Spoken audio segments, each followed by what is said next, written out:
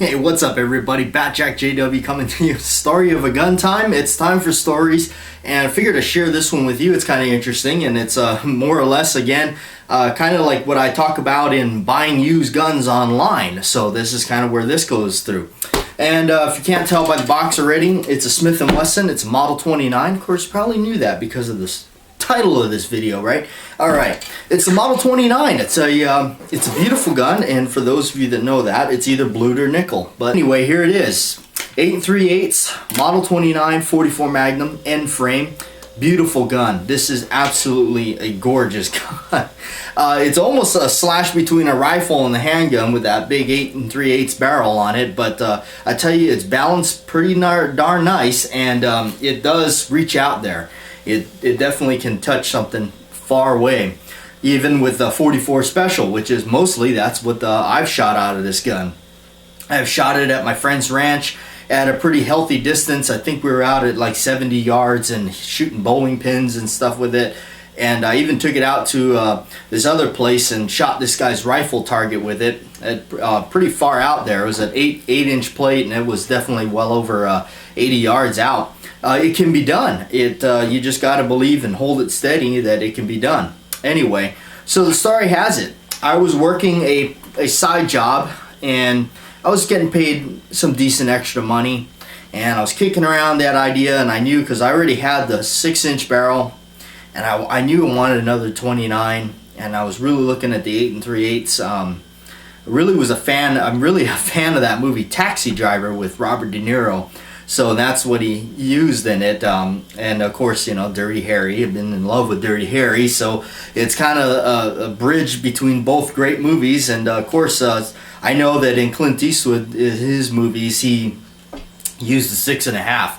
But I think some of the actual promos, maybe some of the posters, they actually may have used this 8 3/8. I think in the Deadpool, if you look at that old poster, I think there's a silhouette shot of him and the gun on the side. Pretty sure it's one of these. Anyway, getting down to it. So I started searching on Gunbroker. My favorite place to shop, not my bank accounts. Anyway, I started searching on there, seeing some pretty high prices, and they, you know, most of the time when you're looking for a Model 29, it's up there in price. So I started getting around, looking around, and I came across one, and it was a hazy picture. It was only, I think it was only 2 or 3 pictures, probably only 2. Had black rubber hoe grips on there. It had a big scope rings mounted on the top of it, and I just passed it. And it was fairly inexpensive. I think it was around 7 something. So I passed through it, and kept looking, and I kept going back to that one with this scope ring thing mounted onto it, and these Pachmayr grips on it. I looked at it, and I went back and I looked at it again, and it looked like it had been on there for quite a while. And mind you, the pictures are not the greatest. So I kept looking at it, and what I went by, and I looked at it, and what got me was the fella said he had the original box and he had the original sights, because they had removed the rear sights to put on the scope ring mount. So I looked at that, I thought about it, and this is this was that gun basically. I went by the fact that I looked on the pictures, and I did not see much of a turn ring from cylinder lockup to cylinder lockup. That is just an inherent thing that happens. It doesn't necessarily mean it was fired a lot.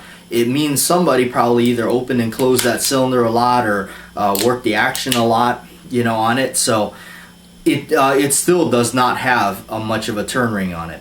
And so I kind of went with that knowledge, and kind of looking at the price and saying, well, you know, that's about what I got to spend on it, and I definitely don't have no $1,200 or so. So I called up a good buddy of mine, the fella that older guy that has helped me out with my collection and got me a lot of things, and I said, hey, you know, because he's the FFL that I'm gonna have to ship this thing to anyway, I said, hey, could you look at this? Because I had already talked to him and told him what I wanted, and he was looking too. And he went to the auction, he saw it, and he said, yeah, he goes, that's and I mentioned to him, I said, the turn rings, if you look, I said, it doesn't really have much turn rings. And he said, you know, He goes, yeah, he goes, but then again, he goes, you don't know. I mean, he says, that's a good indication though. He says, normally I would say because the person put a scope on it, they may have shot it a lot. So I said, all right, I don't know, you know, let's just take a chance and, you know, let's go ahead with it. And he says, are you sure? I said, yeah, let's just do it. So again, what was selling me was the light turn ring. The guy had the original rear sights and he had the box. So I already started looking around, trying to replace the grips and everything like that. So he went ahead, and a friend of mine, like I said, he went the extra distance. He contacted these people and started to talk to them a little bit about it, and then working his magic that he's learned over the years, how to wheel and deal. And he actually wound up getting the gun on a lower cost for me. I think by the time it was said and done, with the importation fee and shipping fees, I think I paid right around $700 for it, and it was a steal. And when I went over to his place of business to see it for when it finally came in, he had already gone and taken off the scope rings and put back the rear sight for me because he knew that's what I was going to want. And when he handed it to me, right before he handed it to me, he said, "You really lucked out because this thing is in 99% perfect finish." And actually, if you ask me, I went over it even after when I got it, and the cylinders were clean. There was hardly any burned up carbon or dirty, you know, from shooting it at all. Whoever had this took very good care of it and shot it very little.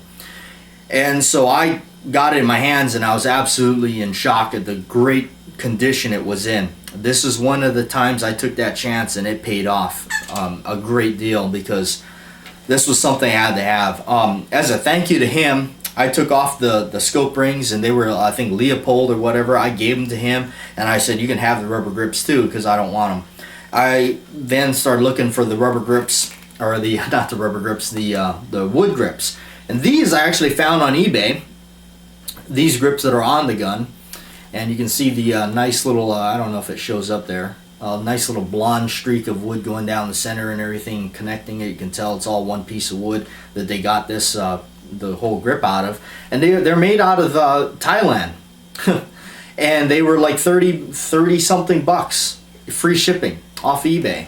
And I you know, I know there's many of them on there that do it, but great price, great grips. You know, they checkered them. They got the diamond in the middle that I like, the logo, the Smith & Wesson button on there, and there it is. I stuck them on there.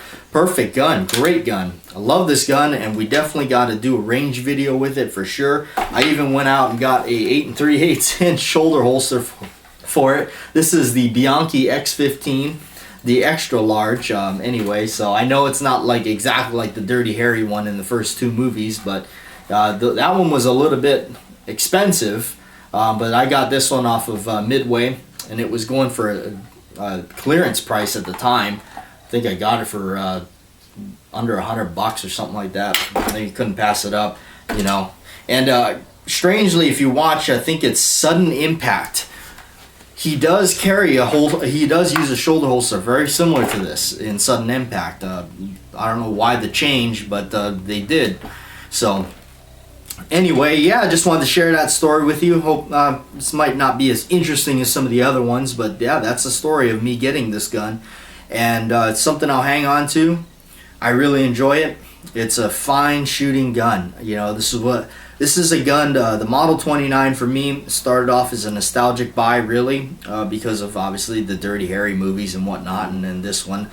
But as I started to shoot them and take them to the range, I realized shooting 44 Special out of these things, they are very comfortable to shoot, they're very accurate, and they're smooth. And the lockup, everything on it, these things are just amazing. I've really grown to like this gun.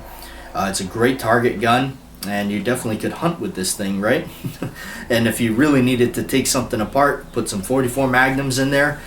For me, I mostly just go to the range and kill steel and paper and occasional 2-liter. So 44 Special is fine for me. And easier on the gun, easier on the lockup and everything on there. So anyway, yeah, that's it. That's my story of a gun for the Model 29 8 3/8. This is a -3, so it does not have the pin to recess cylinders. This is pretty much right after they started doing that. I believe Dash 2 was the ending of that. So maybe someday I'll find one of those. Not that I'm exactly looking, but wound up accumulating 3 29s. I got the 6-inch, this one, the 8-inch, and I got the 629.